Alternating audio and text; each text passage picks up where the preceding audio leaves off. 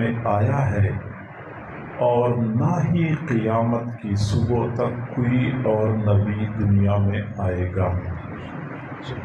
یہ ہمارا عقیدہ ہے اور اسے عقیدہ ختم نبوت کے نام سے یاد کیا جاتا ہے۔ ختم نبوت کا عقیدہ کیا ہے بہت سادہ واضح کہ آپ صلی اللہ علیہ وسلم دنیا میں تشریف لائے، پھر اللہ نے نبوت کا دروازہ قیامت کی صبح تک کے لیے بند کر دیا ہے، کسی اور نبی کی آمد کے لیے کوئی گنجائش ہی نہیں چھوڑی ہے۔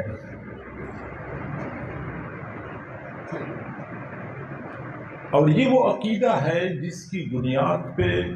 ہمارے ایمان کی عمارت کھڑی ہے۔ اگر اس عقیدے میں ایک بال کے برابر بھی کوئی شک اور شبہ پیدا ہو جائے، ایمان ختم، نہ بندے کی نماز قبول ہے، نہ روزہ قبول ہے اور نہ حج قبول ہے۔ اور یہ وہ عقیدہ ہے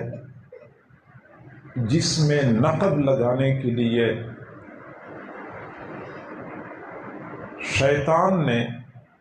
دور نبوت سے لے کے آج تک مسلسل کوششیں کی ہیں،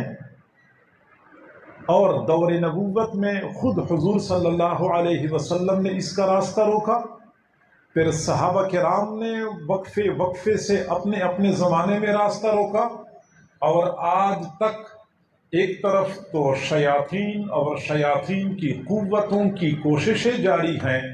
اور دوسری طرف حضور صلی اللہ علیہ وسلم کے جانشین انہی دجالین کذابین کا راستہ روکنے کے لیے دن رات ایک کر کے مصروف عمل ہے۔ ختم نبوت کا یہ عقیدہ اتنی اہمیت رکھتا ہے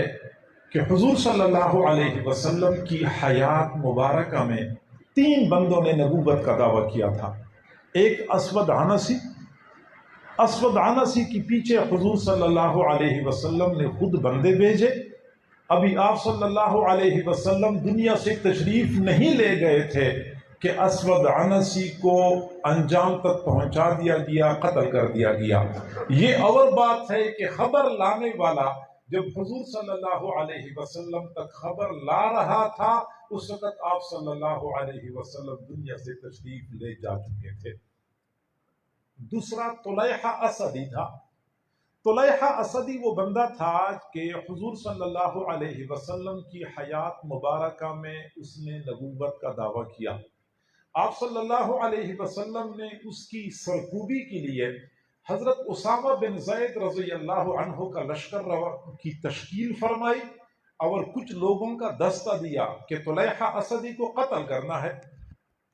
ابھی حضرت اسامہ بن زید کا وہ لشکر مدینہ منورہ سے روانہ نہیں ہو چکا تھا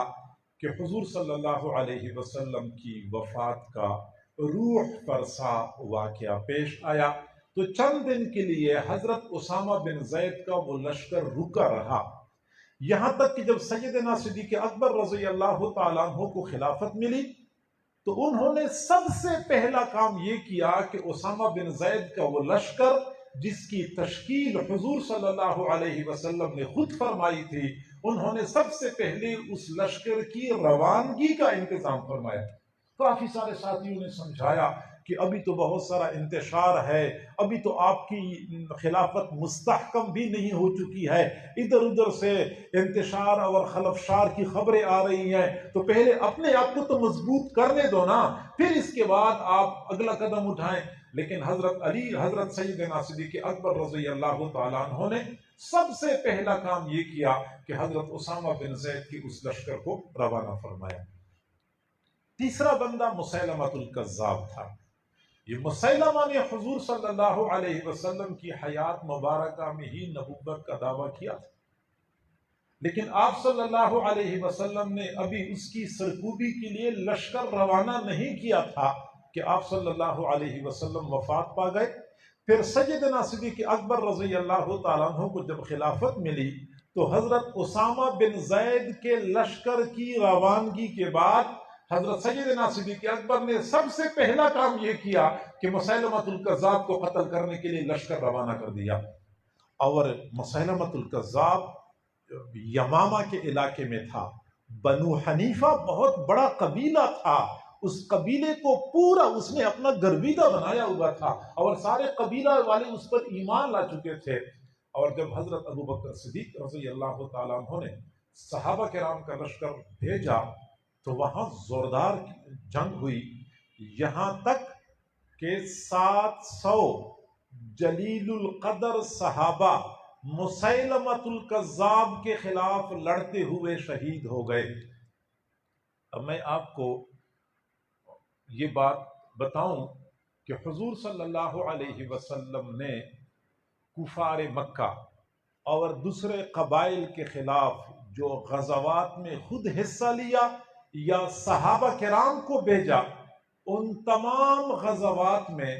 جو صحابہ کرام شہید ہوئے ان کی تعداد 400 تک نہیں پہنچتی۔ 400 سے کم لوگ تمام غزوات میں شہید ہوئے، جبکہ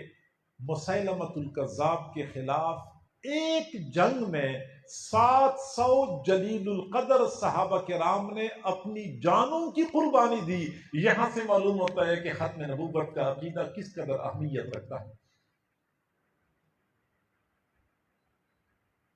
اور حضور صلی اللہ علیہ وسلم نے اپنی حیات مبارکہ میں اس بات کی واضح الفاظ میں نشاندہی فرمائی تھی کہ میرے بعد کچھ دجال کذاب قسم کے لوگ دنیا میں آئیں گے۔ دجالون کذابون کا لفظ فرمایا ہے کہ وہ لوگ آئیں گے، وہ نبوت کا دعویٰ کریں گے، یعنی آپ صلی اللہ علیہ وسلم نے پہلے سے یہ پیشن گوئی فرمائی تھی۔ اور پھر یہ سلسلہ وقفے سے چلتا رہا، اور ہر زمانے میں جھوٹے نبیوں کا راستہ روکنے کے لیے اس وقت کے علماء، وقت کے عمراء اور سلاطین نے اپنی صلاحیتیں صرف کر لیں، یہاں تک کہ پھر آخر میں یہ سلسلہ قریب کے زمانے کے بڑے دجال کذاب قادیانی ملعون تک یہ مسئلہ پہنچ گیا۔ آپ حضرات نے بارہا علماء سے اور خاص طور پہ ختم نبوت کی تحریک میں کام کرنے والے حضرات سے ختم نبوت کے عقیدے کو ثابت کرنے کے لیے قرآن اور حدیث کے دلائل کی روشنی میں بڑے مدلل بیانات سنے ہوں گے، اور یقیناً ختم نبوت کے عقیدے کے لیے، اس کو ثابت کرنے کے لیے قرآن پاک میں 1 نہیں 2 نہیں 10 نہیں بلا مبالغہ سینکڑوں آیات موجود ہیں۔ اسی طریقے سے حضور صلی اللہ علیہ وسلم کی سینکڑوں حدیثیں ختم نبوت کے عقیدے پر دلالت کرتی ہیں۔ کتابیں بڑی بڑی ہیں، سینکڑوں کتابیں اس موضوع پہ لکھی گئی ہیں، بندہ آسانی سے ان کتابوں سے رہنمائی حاصل کر سکتا ہے۔ لیکن میری چاہت ہے کہ میں ختم نبوت کا عقیدہ ذرا منفرد انداز میں آپ کے سامنے پیش کر لوں، وہ انداز جو عام طور پہ آپ حضرات علماء سے یا واعظین سے نہیں سن چکے ہوں گے۔ میری چاہت یہ ہے کہ ایک ایسے انداز سے آپ کے سامنے پیش کر لوں، اللہ کرے کہ دل و دماغ میں یہ بات بیٹھ جائے کہ واقعی حضور صلی اللہ علیہ وسلم کے بعد کسی اور نبی کی دنیا میں ضرورت ہی نہیں ہے۔ اب میں آپ سے بات عرض کروں کہ پچھلے زمانے میں جب ایک نبی کی تشریف آوری کے بعد دوسرے نبی کی ضرورت پڑتی تھی، اس کی کئی وجوہات ہوتی تھیں کہ ایک نبی کے بعد دوسرے نبی کی ضرورت کیوں ہے۔ اس کی پہلی وجہ کہ نبی دنیا میں تشریف لاتے تھے، اخلاص کے ساتھ اپنی قوم کو دعوت دیا کرتے تھے، بات بڑی مدلل ہوتی تھی، اخلاص مکمل ہوا کرتا تھا، لیکن پھر بھی لوگ ایمان نہیں لاتے تھے۔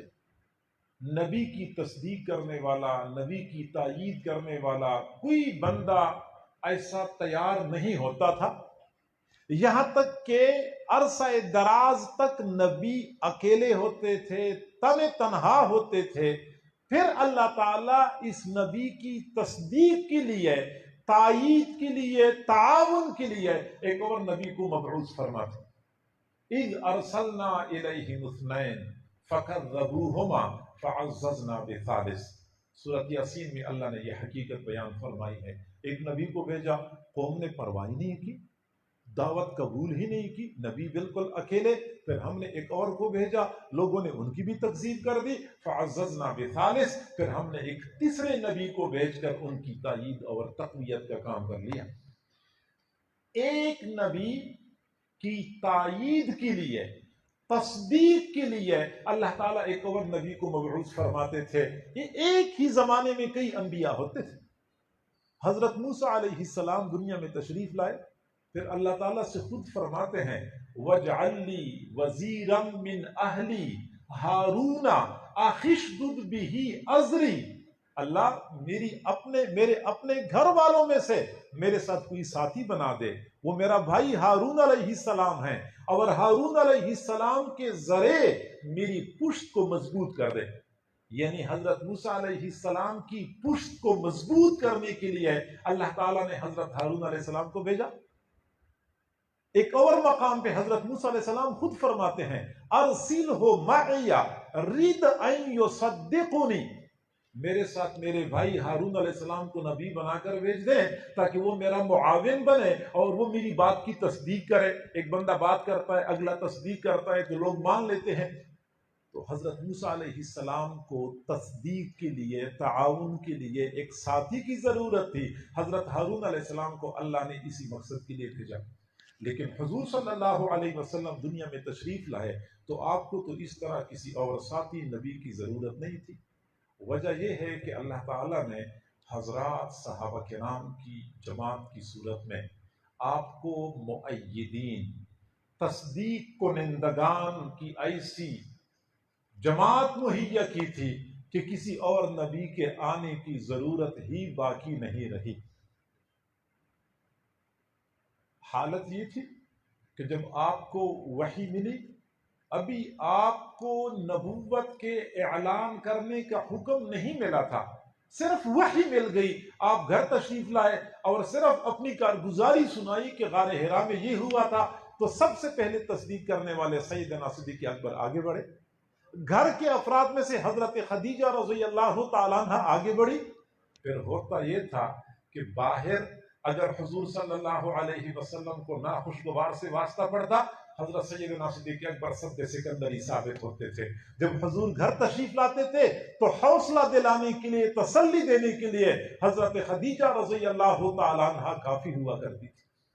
یعنی آپ کو ایسی ساتھی کی ضرورت نہیں تھی جو نبی کی صورت میں تشریف لاتے، آپ کے اپنے ساتھی جو صحابہ کی صورت میں تھے وہ اس مقصد کے لیے کافی وافی تھے۔ الا تنصروه فقد نصره الله اذ اخرجه الذين كفروا ثاني اثنين اذ هما في الغار اذ يقول لصاحبه لا تحزن ان الله معنا۔ سیدنا صدیق اکبر رضی اللہ عنہ کی وفاداری اور انہوں نے جو رسول اللہ کا دفاع کیا تھا، اللہ رب العزت نے قرآن پاک میں جس بلیغ انداز سے بیان فرمایا ہے، واقعی انسانی عقل حیران رہ جاتی، ضرورت ہی نہیں تھی۔ حضرت سیدنا صدیق اکبر رضی اللہ تعالیٰ عنہ آنکھیں بند کر کے تصدیق کرنے والے معراج کی تشریف لے گئے، راتوں رات مسجد اقصی تشریف لے گئے، پھر وہاں سے آسمانوں پہ تشریف لے گئے، واپس آئے، صبح کے وقت ابو جہل سے ملاقات ہوئی۔ ابو جہل کو فرمایا کہ اس کا نام عمر تھا، عمر آپ کو پتا ہے میں رات کے وقت مسجد اقصی گیا ہوا تھا، پھر وہاں سے آسمانوں پہ گیا تو پیغمبروں سے ملاقات ہوئی، تو اللہ سے ملاقات ہوئی، تو اب تو مان لو عمر تو ابو جہل تھا۔ ابو جہل نے کہا یہ کوئی ماننے والی بات ہے، کوئی سمجھ میں آنے والی بات ہے۔ ابو جہل نے سوچا کہ یہ تو اتنی غیر معقول بات ہے کہ یہ بات میں اس کے پرانے ساتھی ابو بکر کے سامنے پیش کروں گا، وہ بھی انکار کر دے گا۔ چنانچہ وہ سیدھا ابو بکر کے دروازے پہ پہنچا، دروازہ کھٹکھٹایا، سیدنا صدیق اکبر باہر تشریف لائے، اور ابو جہل نے کہا کہ پتہ ہے آج تیرے دوست نے کیا بات کی ہے؟ تیرا دوست کہہ رہا تھا کہ میں راتوں رات مسجد اقصی گیا ہوا تھا تو پھر آسمانوں پہ گیا تھا پھر واپس لوٹ کے آ گیا، ہے کوئی ماننے والی بات؟ تو سیدنا صدیق اکبر رضی اللہ عنہ نے فرمایا کہ اگر میرے دوست نے فرمایا ہے تو سچ فرمایا ہے۔ ابو جہل نے پیغمبر کی زبان سے سنا اور انکار کر لیا، ابو بکر صدیق نے ابو جہل کی زبان سے سنا اور تصدیق کر لیا۔ ایسے تصدیق کو نندا تھے معاون اور محافظ ایسے کہ ہجرت کی رات حضور صلی اللہ علیہ وسلم کے ساتھ ابو بکر صدیق جا رہے تھے، کبھی آگے چلے جاتے تھے، کبھی پھر پیچھے ہو جاتے تھے، کبھی دائیں طرف کو کبھی بائیں طرف کو۔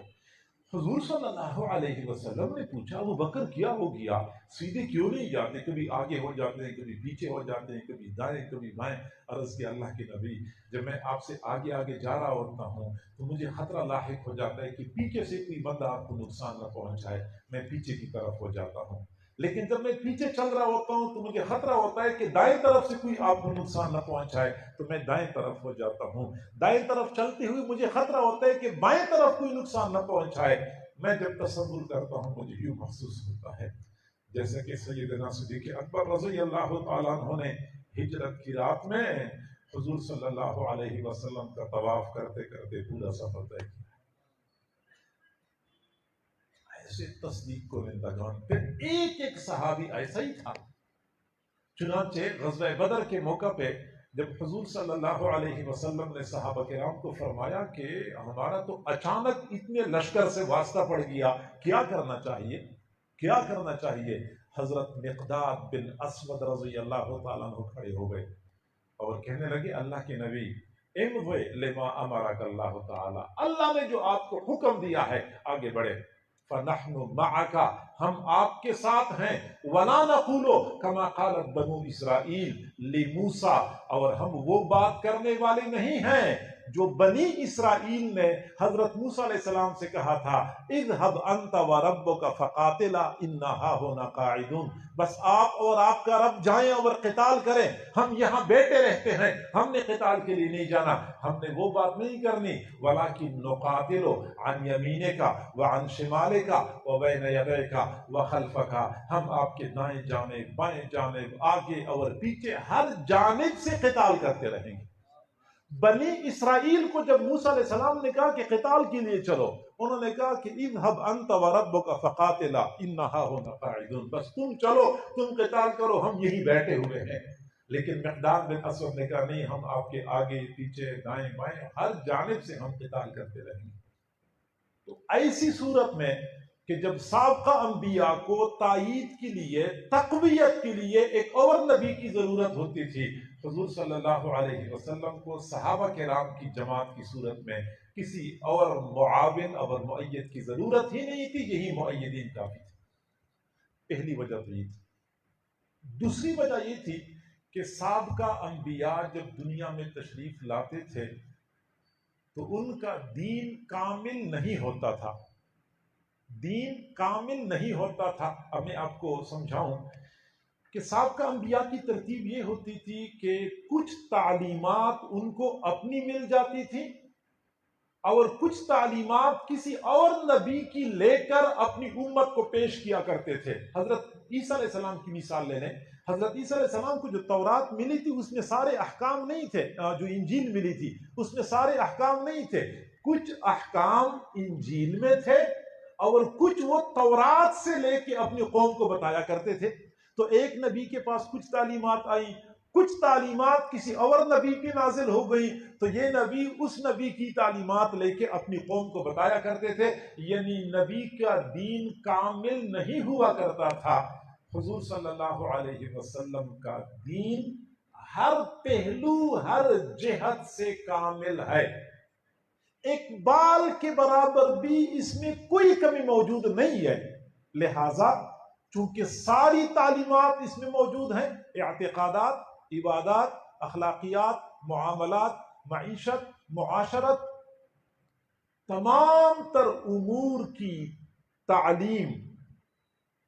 اس دین میں موجود ہے، کسی اور دین کی طرف التفات اور توجہ کی ضرورت ہی نہیں ہے۔ یہی وجہ ہے کہ حجۃ الوداع کے موقع پہ جب آیت نازل ہوئی الیوم اکملت لکم دینکم واتممت علیکم نعمتی ورضیت لکم الاسلام دینا، جب یہ آیت نازل ہوئی تو بعد میں ایک یہودی نے حضرت عمر رضی اللہ عنہ سے کہا کہ امیر المؤمنین، تمہارے قرآن میں ایک آیت ہے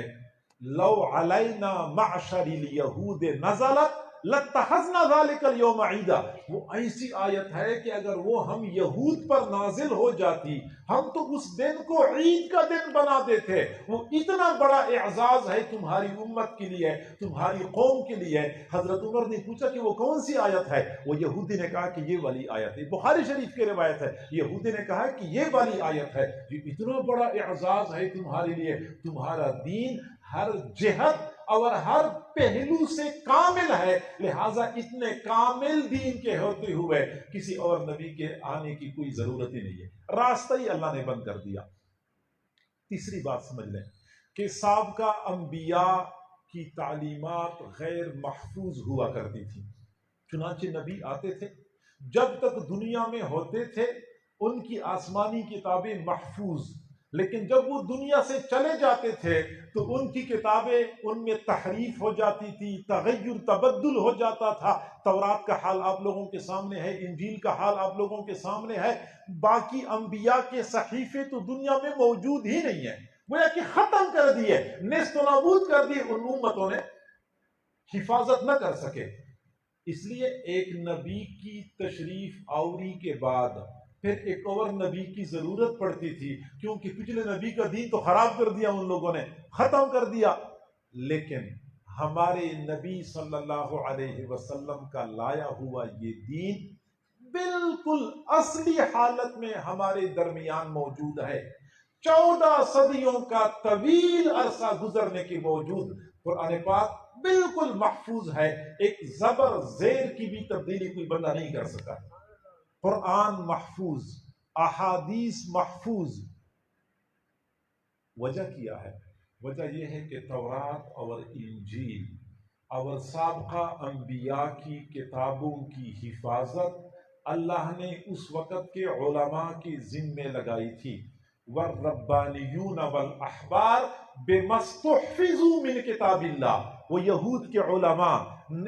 نصارہ کے علماء کی ذمہ اللہ نے یہ کام لگایا تھا کہ تم لوگوں نے کتاب اللہ کی حفاظت کرنی ہے، لیکن اس کتاب اللہ کی حفاظت تو اللہ رب العزت نے خود اپنی ذمہ لی ہوئی ہے، انا نحن نزلنا الذکر وانا له لحافظون۔ اس لیے یہ کتاب محفوظ ہے۔ کتنی محفوظ ہے؟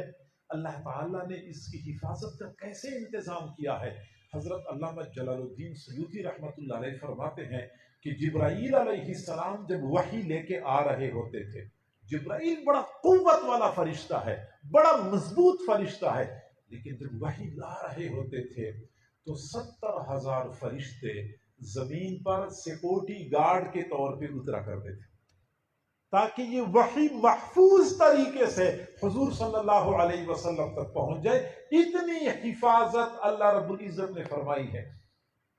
تو قرآن محفوظ، قرآن کے الفاظ محفوظ، قرآن کے معانی محفوظ، قرآن کا وہ لہجہ جس لہجے کے ساتھ حضور صلی اللہ علیہ وسلم نے قرآن پڑھا وہی لہجہ محفوظ ہے، ہر جہت سے اللہ نے قرآن کو محفوظ رکھا ہوا ہے۔ احادیث محفوظ ہیں۔ آپ حیران ہو جائیں گے، آپ تو سوچتے ہوں گے یہ مولوی لوگ جو مدرسوں میں پڑھ رہے ہوتے ہیں، پڑھا رہے ہوتے ہیں، لگتا یہ ہے کہ بس یہ ایک مسئلہ سمجھاتے ہیں کہ شلوار ٹخنوں سے اوپر رکھو اور مسواک یوں کرنا ہے، شاید یہ 2-4 مسئلے ہی بتا رہے ہیں، پتہ ہی نہیں ہے۔ ان حضرات نے محدثین، بندہ حیران ہو جاتا ہے، 3 لاکھ محدثین کے حالات زندگی کتابوں میں محفوظ ہیں۔ 3 لاکھ محدثین کے کتابیں بھری پڑی ہے اس بارے میں کہ فلاں محدث کیسے تھا، وہ کب پیدا ہوا تھا، کب فوت ہوا تھا، اور اس نے کہاں کہاں کا سفر کیا، کس کس بندے سے حدیث لی ہے، اس کا حافظہ مضبوط تھا یا مضبوط نہیں تھا، اس کے اخلاق کیسے تھے، اس کے اعمال کیسے تھے، اس کے معاملات کیسے تھے۔ ہر محدث کے حالات محفوظ کیے ہیں کہ وہ محدث قابل اعتماد ہے یا نہیں ہے، زندگی میں کہاں کہاں کا سفر کیا ہے، کس کس سے اس کی ملاقاتیں ہوئی ہیں، یہ ساری باتیں محفوظ ہیں۔ کیوں محفوظ ہیں؟ تاکہ احادیث کے اندر کوئی بندہ ملاوٹ نہ کر سکے، کوئی بندہ غلط حدیث درمیان میں شامل نہ کر سکے۔ اور اگر کسی زمانے میں کسی نے حدیثیں غلط شامل کی ہیں تو علماء نے فوراً اس کو پکڑا ہوا ہے۔ آج بھی کئی ساری کتابیں اسی موضوع پہ لکھی گئی ہیں کہ یہ حدیثیں دنیا میں مشہور تو ہیں لیکن یہ اصل حقیقی حدیثیں نہیں ہیں۔ اصل حدیثیں محفوظ ہیں، قرآن محفوظ ہے، حدیثیں محفوظ ہیں، نبی کی تعلیمات محفوظ ہیں۔ اللہ رب العزت نے اسی لیے محفوظ کیا تھا کیونکہ بعد میں کسی اور نبی نے نہیں آنا تھا۔ ہاں یہ ضرور ہوتا ہے کہ وقفے وقفے سے لوگ دین میں رسم و رواج کو داخل کر دیتے ہیں، دین کا رنگ دے کر، جن کو ہم بدعات کہتے ہیں۔ پھر ان بدعات کو ختم کرنے کے لیے اللہ تعالیٰ ہر 100 سال کے بعد ایک مجدد بھیجتا ہے۔ حضور صلی اللہ علیہ وسلم نے فرمایا اس امت میں ہر 100 سال کے بعد ایک مجدد آتا ہے، وہ دین کے اندر سے ایسی رسوم اور رواج کو ختم کر دیتا ہے، دین ایک مرتبہ پھر صاف ستھری اور نکھری شکل میں لوگوں کے سامنے پیش کر دیتا ہے۔ تو چونکہ حضور صلی اللہ علیہ وسلم کے بعد آپ کا پورا دین محفوظ ہے، سابقہ انبیاء کے بعد ایک اور نبی کی ضرورت اس لیے پڑتی تھی کہ ان کا دین بدل جاتا تھا، تحریف ہو جاتی تھی۔ چونکہ ہماری نبی کا دین محفوظ ہے لہٰذا ان کے بعد پھر کسی اور نبی کی ضرورت ہی نہیں ہے۔ اور اگلی وجہ سمجھ لیں کہ سابقہ انبیاء کے بعد ایک اور نبی کی ضرورت اس لیے پیش آتی تھی کہ ہر نبی کی نبوت ایک خاص قوم، ایک خاص قبیلے کے لیے ہوا کرتی تھی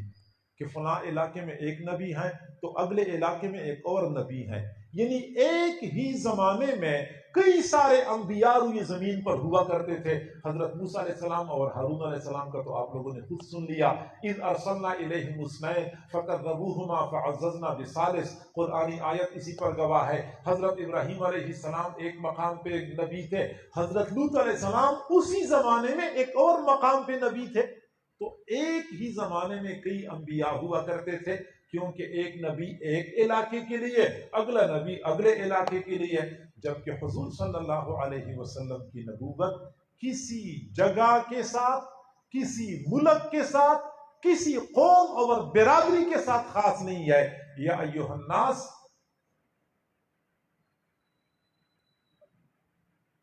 حضور صلی اللہ علیہ وسلم نے فرمایا بعثت الی الناس کافۃ،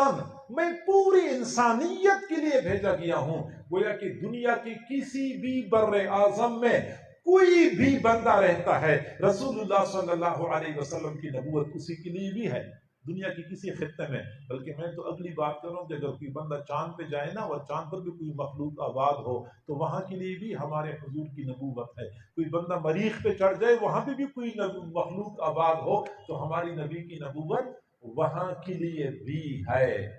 ہر مقام کے لیے، ہر قوم کے لیے حضور صلی اللہ علیہ وسلم کی نبوت تھی۔ جب اتنی عام نبوت تھی تو کسی اور نبی کی ضرورت نہیں ہے۔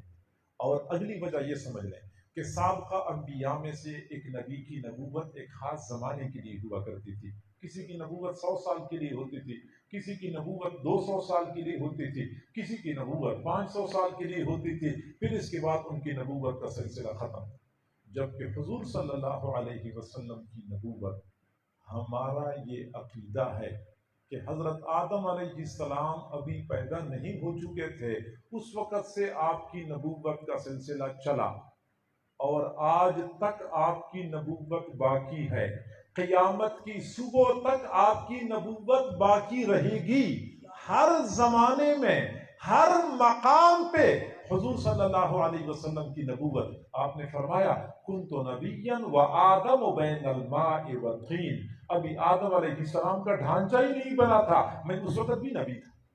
میں اس وقت بھی نبی تھا۔ فرمایا نحن السابقون الآخرون، ہم تو سابقون ہیں، سب سے پہلے آنے والے ہیں اور سب سے آخر میں آنے والے ہیں۔ سمجھانا مقصود ہے کہ نبوت سب سے پہلے مجھے ملی تھی، ہاں پھر آنے میں سب سے آخر میں آیا ہوں۔ تو ہمارا یہ عقیدہ ہے کہ آدم علیہ السلام سے پہلے سے آپ کی نبوت کا زمانہ شروع ہوا اور آج تک قیامت کی صبح تک آپ کی نبوت باقی رہے گی۔ جب تک آپ دنیا میں تھے پھر بھی آپ کی نبوت تھی، اور جب آپ دنیا سے تشریف لے گئے پھر بھی آپ کا وہ فیض اسی طرح جاری و ساری ہے، لوگ آپ کی ان فیوزات سے فائدہ حاصل کرتے رہتے ہیں۔ حضور صلی اللہ علیہ وسلم نے فرمایا حیاتی خیر لکم و مماتی خیر لکم، میرا جینا، میری زندگی تمہارے لیے بہتر ہے، اور اگر میں فوت ہو جاؤں تو میرا فوت ہونا بھی تمہارے لیے بہتر ہے۔ میں زندہ رہوں تو میری وجہ سے تم لوگ اللہ کے عذاب سے محفوظ رہو گے، یہ اس لیے بہتر ہے۔ میں فوت ہو جاؤں تو تمہارے اعمال مجھ پر پیش کیے جائیں گے، تو تم میں سے اگر کسی بندے نے کوئی نیک عمل کیا ہے تو میں اللہ سے دعا کروں گا کہ اللہ اس کے نیک عمل کو قبول کر لے، اگر کسی نے کوئی گناہ کیا ہے تو میں اللہ سے دعا کروں گا کہ اس کے گناہ کو بخش دے۔ تو میرے دنیا سے جانے کے بعد بھی میری ذات سے آپ لوگوں کو فائدہ پہنچتا رہے گا۔ تو آپ کی نبوت ہر زمانے کے لیے ہے، لہذا پھر ضرورت نہیں ہے کہ ان کے بعد کوئی اور نبی دنیا میں آ جائے۔ اور آخری بات کہ پچھلے انبیاء کا دین ایسا ہوتا تھا کہ زمانے کے بدلتے ہوئے حالات کے مطابق ان کی ضروریات کو پورا نہیں کرتا تھا، یعنی جب زمانہ بدل گیا، حالات بدل گئے اور مسائل نئے نئے پیدا ہو گئے، تو وہ ایسے دین ہوا کرتے تھے کہ نئے زمانے کے نئے مسائل کا حل اس دین میں موجود نہیں ہوتا تھا۔ وہ دین ایسے تھے چونکہ وہ تھے محدود زمانے کے لیے، جبکہ حضور صلی اللہ علیہ وسلم کو اللہ رب العزت نے ایسا دین عطا فرمایا ہے کہ دور نبوت میں جب یہ سائنس اور ٹیکنالوجی اور جدید علوم نہیں تھے، اتنی تبدیلیاں نہیں آ چکی تھیں، اس وقت یہ دین لوگوں کی رہنمائی کرتا تھا۔ پھر اس کے بعد بھی یہ دین رہنمائی کرتا رہا، پھر بعد میں بھی رہنمائی کرتا رہا۔ آج 14 صدیاں گزر چکی ہیں،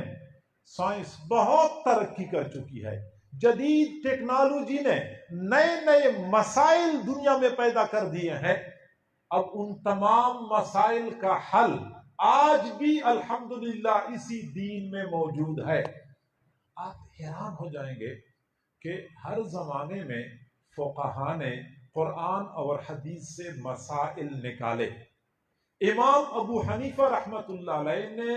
اپنی زندگی میں قرآن و حدیث سے 6 لاکھ مسائل نکالے تھے۔ 6 لاکھ مسائل قرآن و حدیث سے استنباط کیا تھا۔ پھر بعد میں جب بھی نئے حالات آئے، نئے تقاضے سامنے آئے، نئی ضرورت پیش آئی، تو ہر زمانے کے فقہاء نے، ہر زمانے کے علماء نے قرآن و حدیث میں غوطے لگا لگا کے مسائل کا حل تلاش کر لیا۔ اور آج بھی الحمدللہ میں یہ کہتا ہوں کہ اس دنیا میں جو مسائل ہیں، خواہ وہ سائنسی ترقی ہے، خواہ وہ جدید صحت کے مسائل ہیں، خواہ اس کی معیشت کے مسائل ہیں، معاشرت کے مسائل ہیں، جو مسائل سامنے آتے ہیں، آج بھی الحمدللہ مفتیان دن رات ایک کر کے دارالافتاء میں بیٹھ کے نت نئے مسائل کے بارے میں غور فکر کرتے ہیں، مسائل کا استنباط و استخراج کرتے رہتے ہیں۔ اگر کوئی بندہ چاند پہ چڑھ جائے تو چاند پہ اس کو کیا کرنا چاہیے؟ علماء جواب دے سکتے ہیں۔ کوئی بندہ کہتا ہے میرا مریخ پہ چڑھنے کا ارادہ ہے تو وہاں پہ کیا کروں گا؟ علماء جواب دے دیں گے۔ بے شک کوئی بندہ سورج پہ چڑھ کے علماء سے پوچھے کہ ابو جی کیا کرنا چاہیے، علماء اس کا بھی جواب دے دیں گے۔ میرے کہنے کا مقصد یہ ہے کہ یہ اس دین کا کمال ہے، اس کے اندر ایسی عالمگیریت ہے، اس کے اندر ایسی ہمگیریت ہے کہ ہر زمانے کے تقاضوں کے مطابق اس دین کے اندر مسائل کا حل موجود ہے۔ اس لیے جب مسائل کا حل موجود ہے، نت نئے مسائل کا، تو ایک نئے نبی کی ضرورت نہیں ہے۔ ہاں، ایک آخری بات اور ذہن میں آ گئی کہ پرانے زمانے میں جب انبیاء دنیا میں تشریف لاتے تھے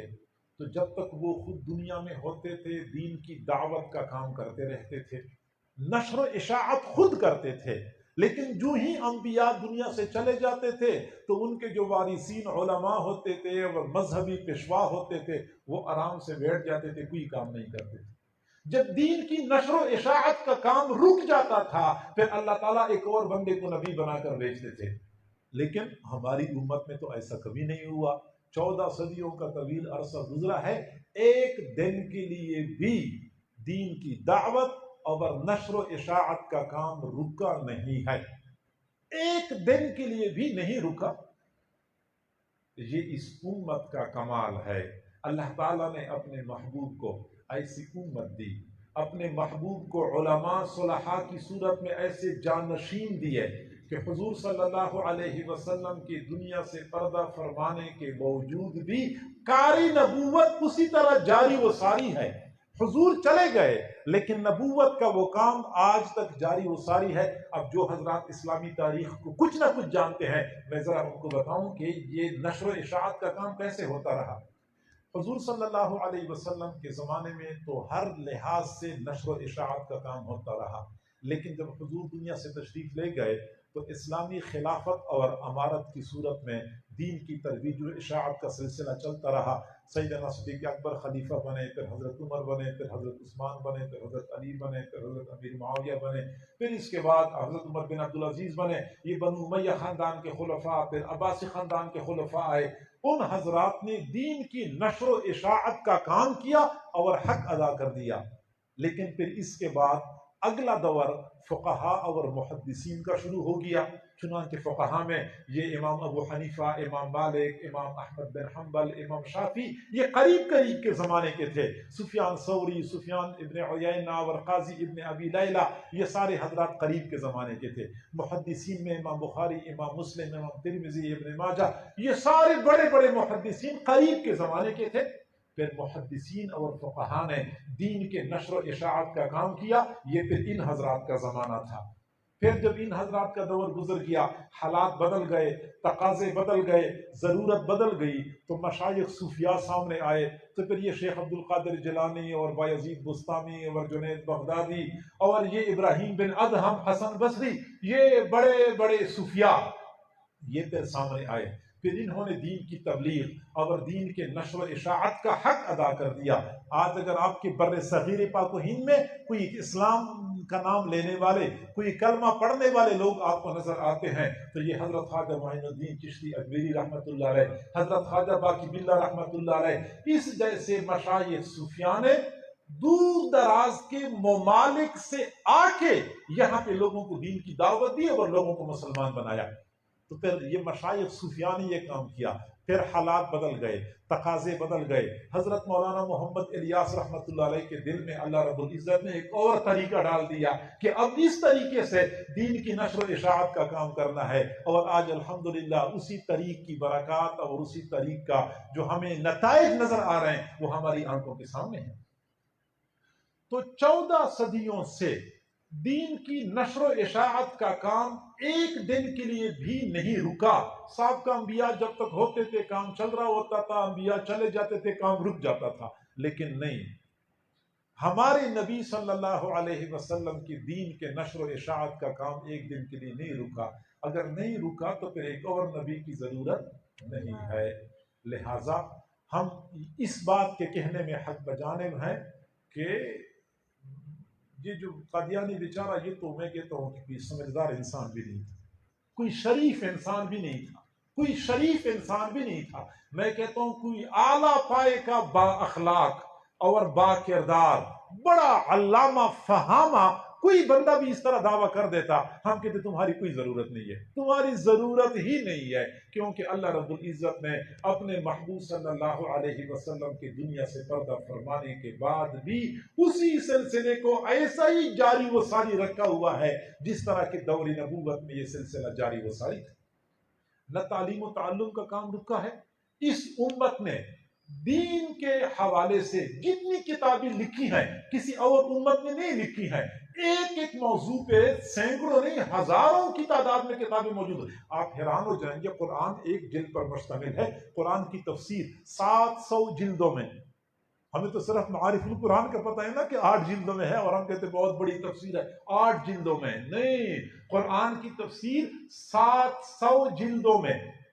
ایک عالم نے قرآن کی تفسیر لکھی ہے اشعار میں، 3 لاکھ اشعار میں، 3 لاکھ اشعار میں قرآن کی تفسیر لکھی ہے۔ تو جس امت میں ایسے ایسے علماء موجود ہوں اور ایسے دین کا کام کرنے والے ہوں تصانیف اس امت میں، فتاوی جات، روزانہ نئے نئے مسائل کے لیے مفتیان بیٹھے ہوئے ہیں، لاکھوں دارالافتاء اس ملک میں موجود ہیں، اور لاکھوں مفتیان ایک ہی وقت میں ایک ایک مسئلے پر غور فکر کر کے نت نئے نتائج نکال رہے ہیں۔ تو جب یہ کام ہو رہا ہے، دعوت کا کام آپ لوگ دیکھ رہے ہیں کہ ایک ایک اجتماع میں کتنے لوگ موجود ہوتے ہیں، اور کیسے ایک ہی وقت میں کہاں کہاں جماعتیں چل رہی ہوتی ہیں اور کہاں کہاں کام ہو رہا ہوتا ہے، کیا امریکہ، کیا افریقہ، کیا مشرق، کیا مغرب، وہ کام ادھر چل رہا ہے، علماء کا کام ادھر چل رہا ہے، جہاد کے ثمرات اور نتائج آپ اپنی آنکھوں سے دیکھ رہے ہیں۔ تو لہذا وہ کون سا شعبہ ہے جو آج مر چکا ہے، زندہ نہیں ہے؟ تو اگر تمام تر شعبہ جات جو حضور صلی اللہ علیہ وسلم نے اپنی حیات مبارکہ میں جاری فرمائے تھے اور آج تک اسی طرح جاری و ساری ہیں، یہ ایک تکوینی اشارہ ہے کہ سارا کام اس نبی کی امت ہی کر رہے ہیں، کسی اور نبی کی ضرورت نہیں۔ اور نبی بیچارہ ایسا کہ مالی خلیہ کا مریض، جس کو ہر وقت دورے پڑتے تھے، کہتے ہیں کئی مرتبہ رات کو 100 مرتبہ اٹھتا ہوں پیشاب کرنے کی۔ حالت یہ تھی کہ کہتا تھا کہ مجھے کئی مرتبہ پتہ نہیں چلتا، ایک جیب میں گڑ کی ڈلی رکھتا ہوں، گڑ کا بڑا شوقین تھا، شوگر کا مریض، اور دوسری طرف دوسری جیب میں پیشاب کے لیے وہ ڈھیلے رکھتا تھا استنجا کرنے کے لیے۔ تو کہتا تھا کئی مرتبہ بے دھیانی میں ڈھیلا کھا لیتا ہوں اور گڑ کی ڈلی سے استنجا کر لیتا ہوں۔ تو یہ ایسی چیز کی کیا ضرورت تھی؟ تو میرے بھائیوں، ہمیں چاہیے کہ ہم اس حقیقت کا ادراک کر لیں۔ میرا تو ایسا مزاج نہیں ہے، آپ حضرات کو پتہ ہے، لیکن چونکہ اس کی بھی ضرورت ہے۔ وجہ یہ ہے کہ ہمیں خبریں ملتی رہتی ہیں کہ بڑے لوگوں کی پشت پناہی کی وجہ سے یہ لوگ بھی اپنا کام کر رہے ہیں اور لوگ ان سے بھی متاثر ہو جاتے ہیں، حالانکہ میں کہتا ہوں کہ ان کی بات کی کوئی عقل سلیم بھی نہیں مانتی کہ یہ کوئی بات ہے ماننے والی۔ میرے بھائیوں، ختم نبوت کا ہمارا عقیدہ ہے، اور اسی عقیدے کی خاطر اس کی اہمیت کا اندازہ ہم اس بات سے لگا سکتے ہیں کہ ہمارے قریب کے زمانے میں اکابر علماء نے اس عقیدے کی حفاظت کے لیے کیا کوششیں کی تھیں، اور کس قدر صعوبتیں اور مشقتیں برداشت کی تھیں۔ اور سچی بات یہ ہے کہ حضور صلی اللہ علیہ وسلم کی ذات کے حوالے سے، خواہ وہ ختم نبوت کا مسئلہ ہو یا ناموس رسالت کا مسئلہ ہو، حضور کی ذات کے اندر یہ کمال موجود ہے کہ آج بھی آپ صلی اللہ علیہ وسلم کی خاطر جب بھی کوئی مسئلہ پیش آتا ہے تو تمام تر طبقات اپنے مسلکی اختلافات کو بھلا کے سارے ایک ہو جاتے ہیں۔ ابھی ہم کہتے ہیں یہ حاضر ناظر کا مسئلہ ہے، تو یہ وہابی اور اہل سنت کا مسئلہ ہے، تو یہ فلاں کا مسئلہ، یہ آپس کے مسئلے ہوتے ہیں۔ لیکن جب بھی حضور صلی اللہ علیہ وسلم کی ختم نبوت کا مسئلہ سامنے آتا ہے یا ناموس رسالت کا مسئلہ سامنے آتا ہے، یہی ایک موضوع ہی تو ہے جس کی خاطر پھر سارے اکٹھے ہو جاتے ہیں، اور یہ وہ موضوع ہے کہ جس کی خاطر نمازی، پرہیزگار، علماء، طلباء یہ تو قربانی دیتے ہی ہیں۔ جب قربانی دینے کا وقت ہوتا ہے تو داڑھی مونڈے اور پینٹ شرٹ والے، جن بیچاروں کو نماز کی توفیق نہیں ملتے لیکن اس کام کے لیے قربانی کی خاطر باقی لوگوں سے پیش ہوا کرتے ہیں، آگے آگے ہوتے ہیں۔ چنانچہ 1953 میں جب تحریک چلی تھی ختم نبوت کی خاطر اور ناموس رسالت کی خاطر، بندہ اس تاریخ کا مطالعہ کرے، یعنی بندہ حیران ہو جاتا ہے کہ ان لوگوں نے کیسی قربانیاں دی تھی۔ حضرت مولانا عطا اللہ شاہ بخاری رحمۃ اللہ علیہ 1953 کی تاریخ میں، پھر اس کے بعد 1974 میں لاہور میں 10,000 بندے شہید ہو گئے۔ 10,000 بندے اپنوں نے مارے تھے، باہر سے انڈیا نے حملہ نہیں کیا تھا، نہ روس سے کچھ آئے تھے، اپنوں نے مارے تھے کہ تم لوگ ناموس رسالت کی بات کیوں کرتے ہو، تم لوگ ختم نبوت کی بات کیوں کرتے ہو۔ کسی نے حضرت مولانا عطا اللہ شاہ بخاری رحمۃ اللہ علیہ سے کہا کہ لوگ یہ کہتے ہیں کہ 10,000 بندے مرے ہیں، ان کے خون کا حساب کون دے گا؟ یعنی عطا اللہ شاہ نے لوگوں کو اٹھایا، ترغیب دے دی، لوگ جوش میں آ گئے، تحریک اٹھی اور 10,000 بندے قتل ہوئے۔ اس کا قیامت کے دن کون جواب دے گا؟ اس کا خون کس کس ذمہ ہے؟ تو حضرت مولانا عطا اللہ شاہ بخاری رحمۃ اللہ علیہ نے اپنے مخصوص انداز میں فرمایا کہ تم ان 10,000 کی بات کرتے ہو، میں یہ کہتا ہوں کہ مسیلمۃ الکذاب کے زمانے سے لے کے آج تک جتنے لوگ ناموس رسالت کی خاطر شہید ہو چکے ہیں، ان سب کے خون کا حساب قیامت کے دن میں دوں۔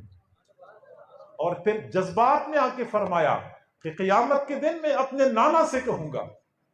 میں اپنے نانا سے کہوں گا کہ نانا، آپ کے ختم نبوت کی خاطر ایک تو ابو بکر صدیق کی جماعت تھی جنہوں نے جنگ یمامہ میں مسیلمۃ الکذاب کو قتل کیا تھا، 700 بندے شہید ہوئے تھے، ایک یہاں میرے ساتھی ہیں 10,000 بندے شہید ہو چکے ہیں، چونکہ دونوں کا مقصد ایک تھا، اس لیے میرا یہ مطالبہ ہے کہ میرے 10,000 شہداء کو ان 700 شہداء کے برابر کھڑا کر دیا جائے۔ کرفیو لگا تھا لاہور میں، آگے بڑھنے کی اجازت کسی کو نہیں تھی، اپنی ہی محافظین نے لکیریں کھینچی ہوئی تھی، جو بندہ اس سے آگے بڑھے گا تو ہم گولی مار دیں گے، جو آگے بڑھتا تھا گولی مارتے تھے۔ بوڑھا آدمی 80 سال اس کی عمر تھی اور 5 سالہ پوتا اپنے کندھے پہ بیٹھایا ہوا تھا اور لے کے آ گیا، لوگوں نے روکا، وہ نہیں رکا اور لکیر پار کر کے کھڑا ہو گیا اور نعرہ لگایا ختم نبوت، ختم نبوت کا نعرہ لگایا۔ پوتے کو پہلے سمجھایا ہوا تھا، پوتے نے اونچی آواز سے کہا زندہ باد،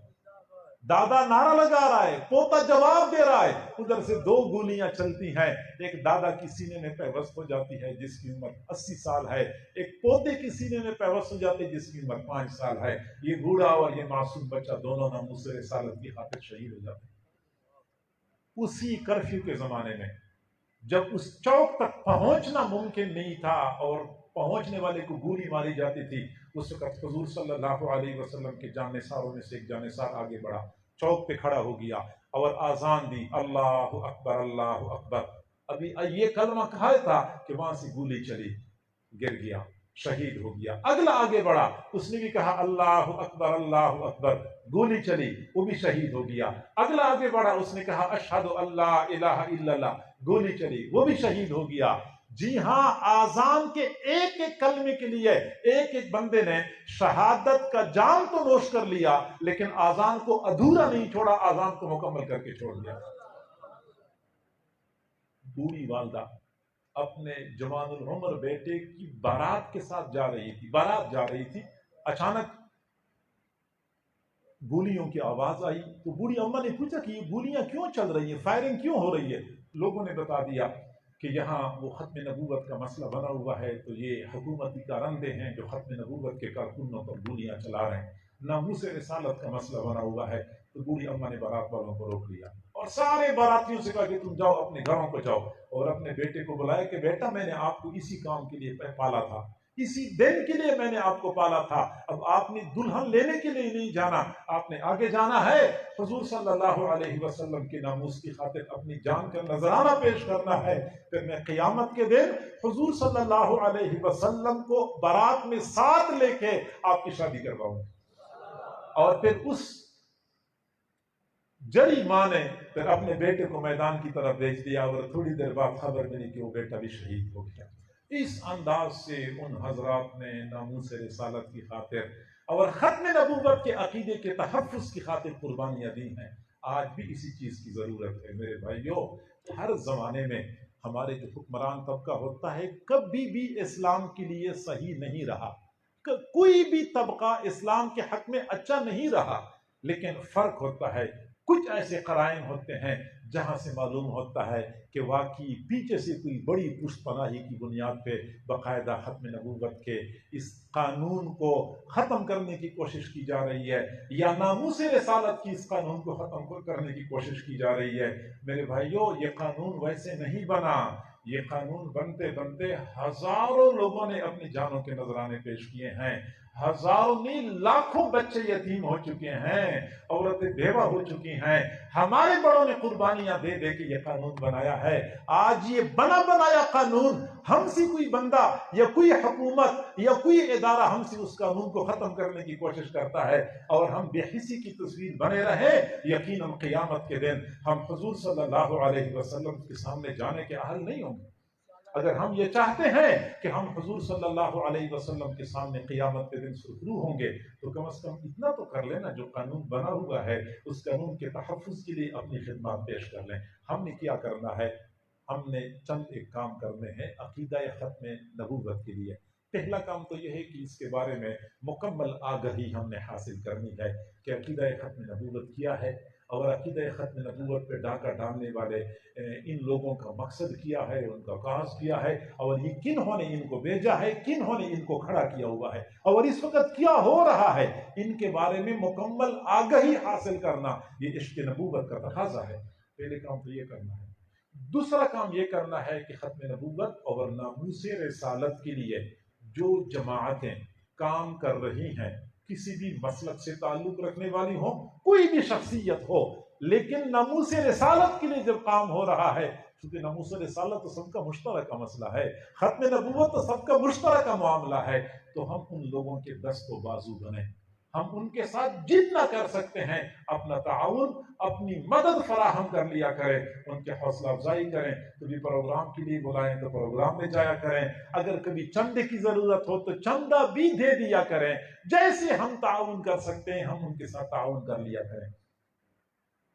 یہ ہمارا فرض بنتا ہے ان کے دست و بازو بنے۔ اسی طریقے سے جب اسی موضوع پہ، اسی عنوان پہ اگر کوئی پروگرام ہوتے ہیں تو ایسے پروگراموں میں شرکت کرنا اپنا مذہبی فریضہ سمجھیں، تاکہ ہم قیامت کے دن اتنا کہہ سکیں کہ اللہ اللہ اللہ کے نبی، ہم کم از کم آپ کی محبت میں ایک مرتبہ تو یہ سفر کر چکے تھے۔ حضرت مولانا انور شاہ کشمیری رحمۃ اللہ علیہ کی طبیعت خراب تھی، ہندوستان میں تھے، طبیعت خراب تھی، ڈاکٹروں نے سفر کرنے سے منع کیا تھا، اور ان کو پتہ چلا کہ بہاولپور میں قادیانیوں کے خلاف کوئی مقدمہ ہے، تو اس مقدمے میں کسی ایسے عالم کی ضرورت ہے جو صحیح انداز میں وکالت کر سکے اور قادیانیوں کے خلاف اپنا موقف پیش کر سکے۔ تو لوگوں کی نظر حضرت علامہ انور شاہ کشمیری پہ پڑ گئی، تو جب ان کو اطلاع ملی تو انہوں نے وہاں سے سفر کرنے کا ارادہ کر لیا۔ اب وہ ہندوستان سے بہاولپور آنا، آج کل تو پھر بھی چلو سڑکیں اچھی ہو گئیں، گاڑیاں اچھی ہو گئیں، اس زمانے میں تو یہ کچھ بھی نہیں تھا۔ حضرت بواسیر کے مرض میں مبتلا تھے، چلنے پھرنے سے قاصر تھے، ڈاکٹروں نے سفر سے منع کر دیا تھا، لیکن انہوں نے فرمایا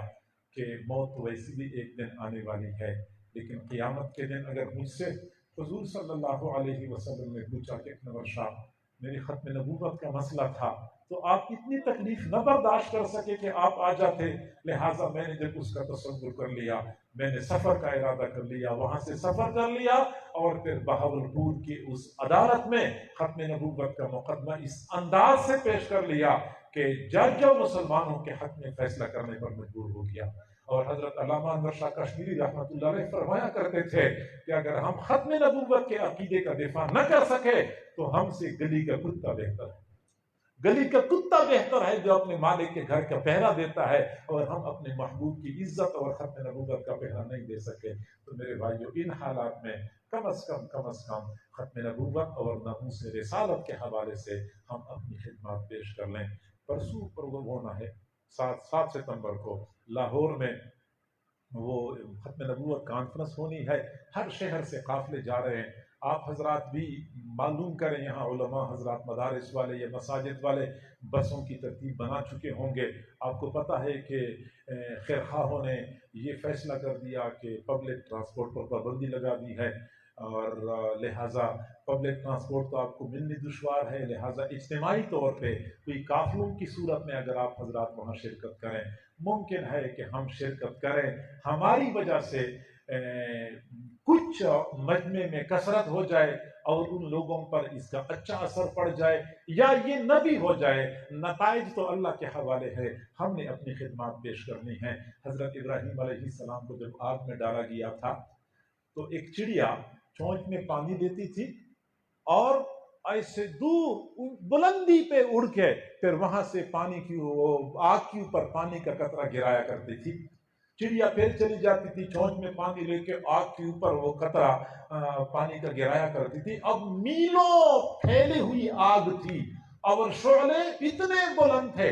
اور وہ چڑیا چونچ میں پانی لے کے گرایا کرتی تھی۔ تو کسی نے کہا کہ آپ کی اس ایک قطرے پانی سے کیا نمرود کی آگ بجھنی ہے؟ تو اس نے جواب دیا کہ نمرود کی آگ تو نہیں بجھنی، لیکن میں نے ابراہیم علیہ السلام کے ساتھ وفا کا حق تو ادا کرنا ہے،